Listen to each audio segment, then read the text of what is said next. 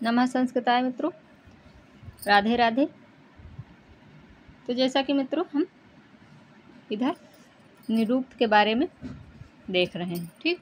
यास के द्वारा लिखा हुआ है। ये कुछ चीज़ों को हमने पहले वाली वीडियो में देखा है, कुछ चीज़ों को आज हम आगे वाली में देखेंगे। तो आप लोग दोस्तों पूरा वीडियो ज़रूर देखें, तभी लाभ होगा, ठीक। और जो पिछला वाला है क्लास उसको भी देख लें, ठीक है, क्योंकि पूरा जब देखोगे तभी समझ में आएगा, ठीक। क्योंकि ये बहुत ही थोड़ा सा टफ चीज़ें हैं, इसको हर कोई नहीं बताता है।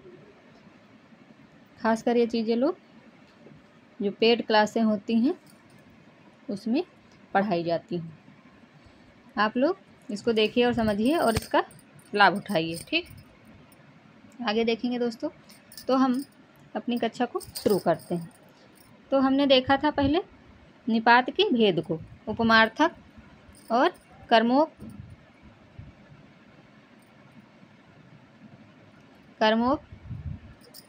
संघरार्थक, पाद पूर्णार्थक, 3 भेद इसके होते हैं।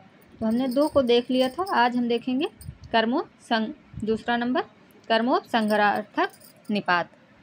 ये पाद पूर्ति विशेष का कार्य करता है, ठीक।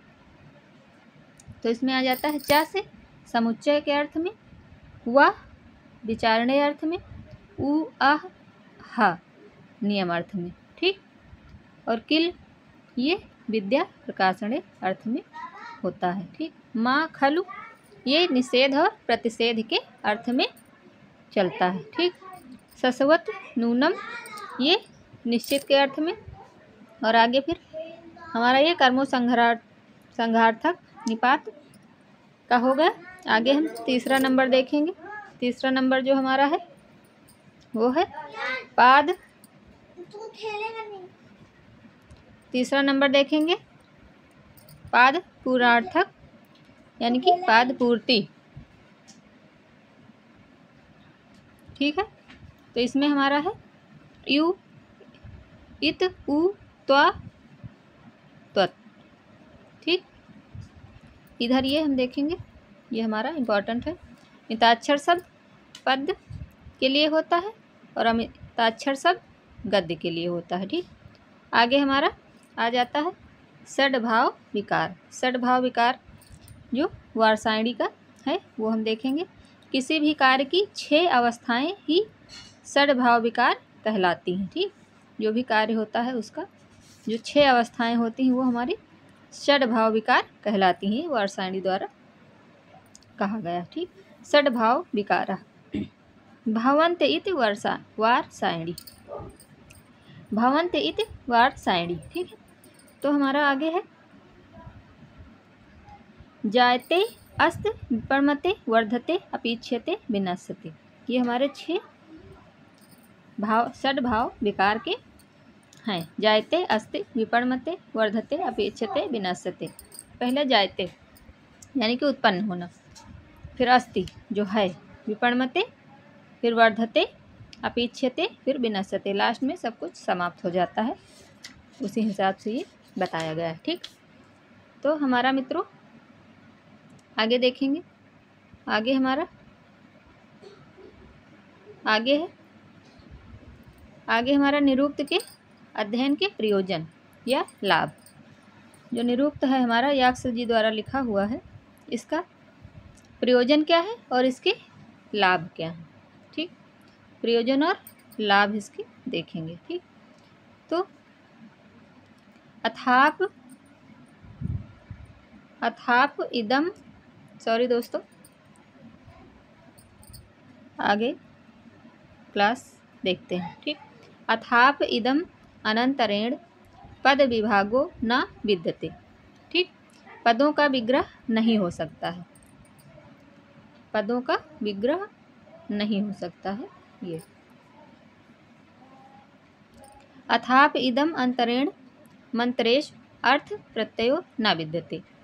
आगे है मंत्रों का अर्थ ज्ञान करने में समर्थ। जो मंत्रों का अर्थ ज्ञान करने में समर्थ है वही हमारा निरुक्त है। ठीक, ये यास्क जी इस प्रयोजन से यास्क जी ने निरुक्त का यानी कि रचना करी है। ठीक, अथाप ज्ञान प्रशंसा भवति अज्ञान निंदा च। ठीक, आगे है हमारा तदिदम विद्या स्थानम व्याकरणस कास्यायनम च। ये फिर उसके आगे देखेंगे, ये हमारा निरुक्तम में विद्या का स्थान व्याकरण की परिपूर्णता है।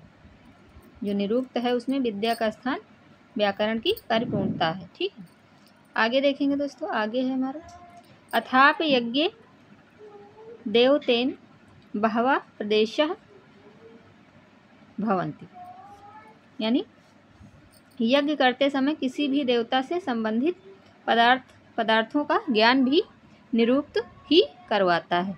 जो यज्ञ करते समय किसी भी देवता से संबंधित पदार्थों का ज्ञान जो होता है वो हमारा निरुक्त में ही होता है। ठीक है, तो हमारा यही प्रयोजन है। ठीक, आगे देखेंगे, यहाँ से क्वेश्चन बनते हैं मित्रों, इसलिए आप लोग अच्छे से देखें और वीडियो को पूरा देखें, बीच में स्किप ना करें, तभी लाभ मिलेगा। ठीक है, तो आगे देखेंगे, आगे है हमारा अथाप विप्रतिषिद्ध अर्थ भवन्ति, यानी कि विरोधी अर्थ, भ्रांतियाँ, गलत जानकारी, निषेध। जो विरोधी अर्थ, भ्रांतियाँ, गलत जानकारी या निषेध जहाँ होता है वहाँ इससे जो हमारा निरुक्त है वहाँ उससे समझ में आ जाता है। ठीक, तो आगे है हमारा साक्षात कृत धर्मणा ऋषयो बभू। यास्क का यह मत है या फिर कथन है, ये यास्क का मत है। ये इसी तरह लाइन दे देते हैं और उसको दे देते हैं 4 ऑप्शन कि किसका कथन है या किसका मत है, या फिर डबल जो क्वेश्चन आते हैं उसमें भी इस तरह, या फिर मिलान वाले क्वेश्चन भी इस तरह आते हैं। तो दोस्तों आप लोग इसको अच्छे से देखें और समझें। आगे देखेंगे, आगे है हमारा दोस्तों,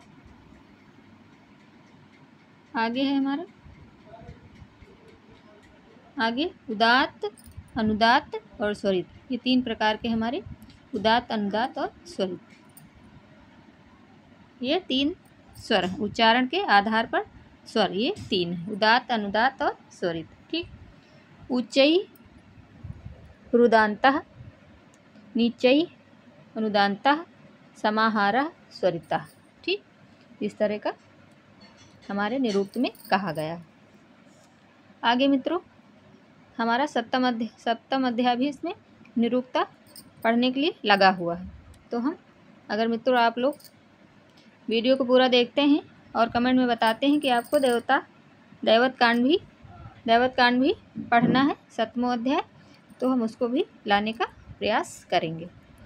तो मित्रों वीडियो को पूरा देखिए, लाइक करिए, शेयर सब्सक्राइब करिए और कमेंट तो ज़रूर ही करिए। ठीक है, तो मित्रों नमः संस्कृताय, धन्यवाद, राधे राधे।